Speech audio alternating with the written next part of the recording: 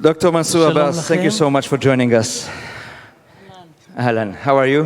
Fine. Fine. Good to see you here. We have 10 minutes, and we have to be fast.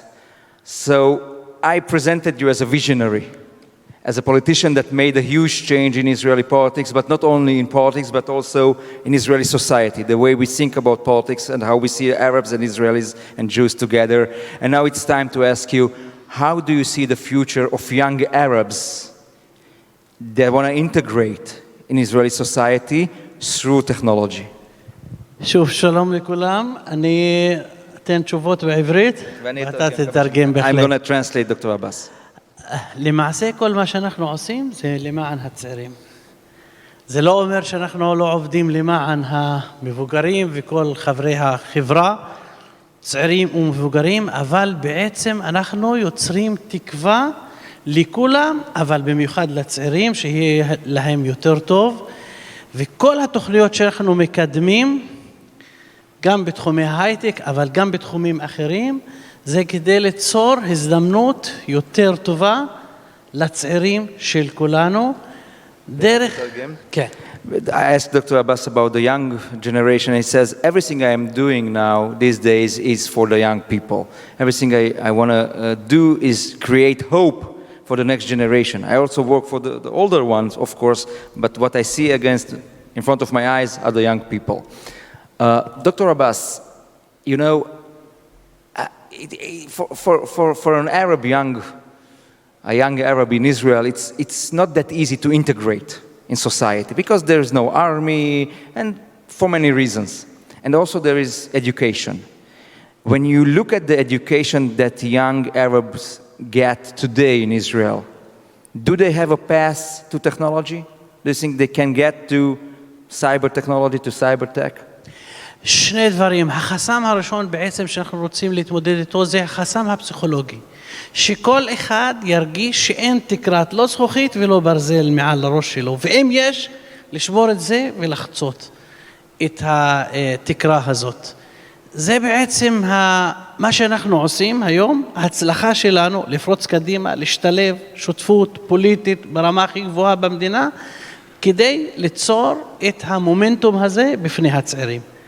והשני בעצם, אנחנו צריכים לתת להם את תשובות וכלים. ולכן, כחלק מתוכנית החומש הכלכלית שקוראים לה בערבית תקדום, התקדמות, בעצם התוכנית החומש הזאת היא כמה וכמה תוכניות חומש, 27 תוכניות חומש. הראשונה שגיבשנו זה תוכנית חומש בתחום ההייטק והסייבר וההתקדמות. Okay, so the answer is, the first thing I want to do is let people feel that there is no ceiling, right? There's no ceiling, there are no obstacles. Young Arabs can integrate and can come and work for startup companies and high-tech companies. And the second one is that we have a plan, for a 5-year plan, that's supposed to push young people forward and to let them integrate in high-tech. And this is the first issue that you are dealing with, right? Yes.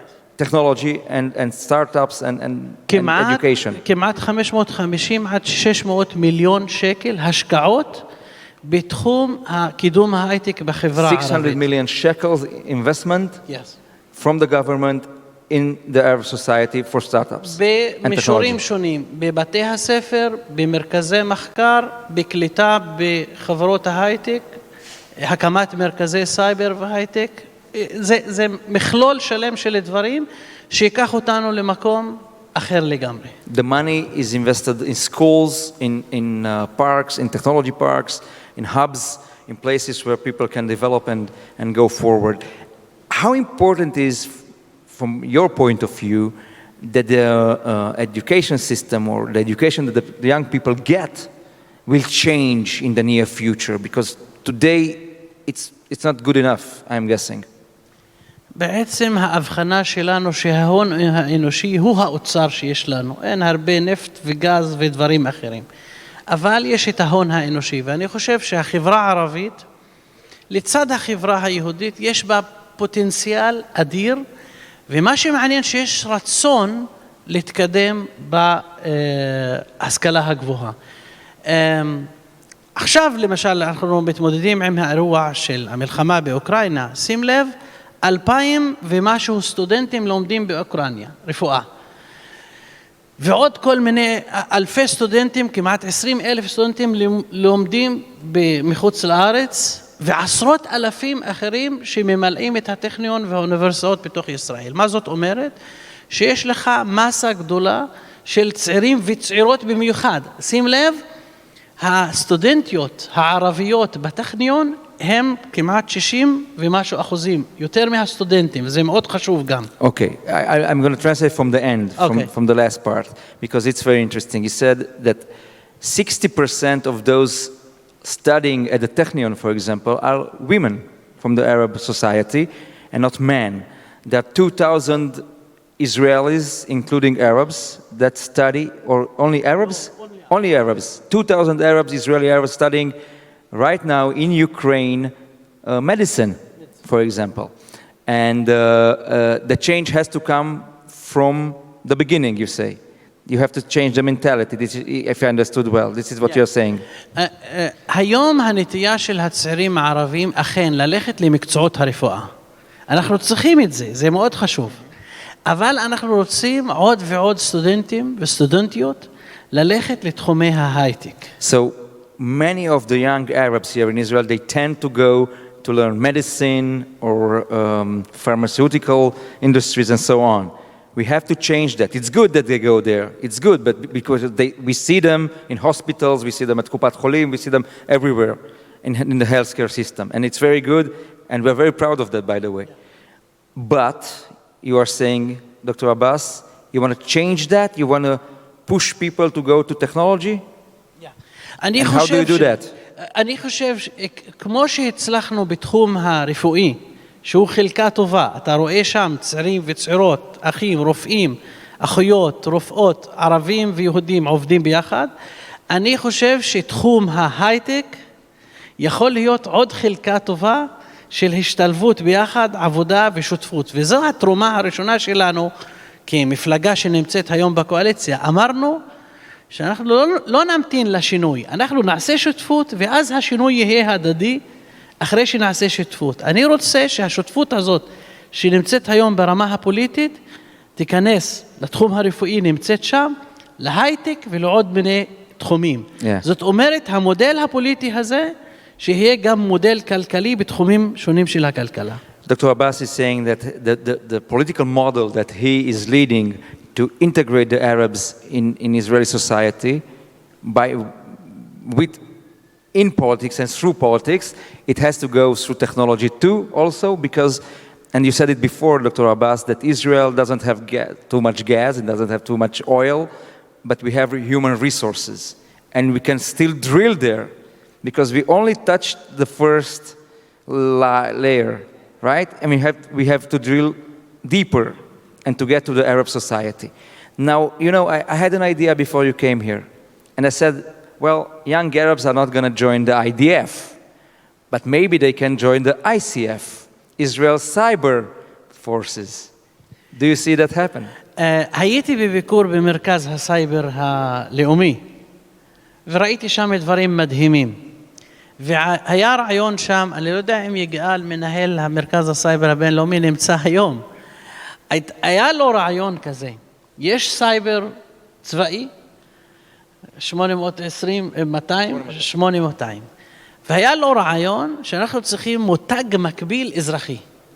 שלאפשר, כאילו, השתלבות לא חייבת להיות בכל התחומים, יש נסיבות וסיבות וכו'. אנחנו רוצים לפרוץ קדימה, למצוא מודלים אזרחיים נוספים, שהתרומה של האזרחים תתבטא בתחומים שונים ומשונים. ולכן, כן, חסר לנו המותג הזה, אבל אני חושב שאנחנו איזה מותג? The Army? מותג סייבר אזרחי כזה שמקביל למותג הצבאי. כי היום הצעירים... Let me translate because it's important. Dr. Abbas says, we want to integrate young Arabs in something that is parallel to the military units that we all know, Unit 8200 and other units in the military. We have to find a way to build a civil cyber police, whatever, directory that can integrate young Arabs. This is what you're saying. Yes, I think, כן, אני חושב שהיום יש מודעות יותר גבוהה בחברה הערבית, ואני מדי פעם פוגש את צעירים פה ושם שמדברים על סייבר. המילה הזאת הייתה מילה לא נמצאת בנוף בשיחה הכללית. היום יותר ויותר אנשים לא מדברים על הייטק, מדברים על סייבר. וזה העתיד. More and more young Arabs are talking about cyber. It wasn't there like 2 years ago, 3 years ago. It wasn't at all being part of the discussion in the Arab society. היום יש יותר מודעות, והתוכנית שגיבשנו ביחד עם משרד המדע ורשות החדשנות, זה בא לתת פתח לצעירים האלו שלאט לאט ימצאו את עצמם נמשכים לשם ושיש להם הרבה אפשרויות. So there is already a plan made by RAM and the Ministry of Science in order to let young Arabs integrate and be part of the cyber society here in Israel and the cyber tech and to be part of this technology and this industry. Dr. Abbas, our time is up. Thank you so much for joining us today at Cyber Tech here in Tel Aviv.